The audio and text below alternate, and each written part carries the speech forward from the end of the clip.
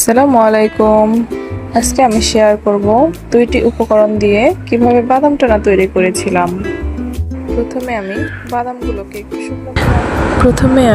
বাদামগুলোকে একটু শুকনো খোলায় ভেজে নামিয়ে নেব। ভাজতে হবে একটু লো আঁচে, না হলে বাদামগুলো ক্রিস্পি হবে না ঠিক মতো, আর খেতেও ভালো লাগবে না। এই তো ভাজা হয়ে গেছে, আমরা এখন নামিয়ে নেব। এরপরে হাত দিয়ে বাদামের খোসাগুলো একটু ডলা দিয়ে পরিষ্কার করে, তারপরে একটা কড়াইতে দিব 1 কাপের একটু কম চিনি আর একটুখানি পানি দিয়ে চিনিটাকে গলিয়ে নিব। এই তো চিনিটা গলে আসছে, পুরোপুরি গলে গেলে এবার দিয়ে দিব ভেজে রাখা বাদামগুলো।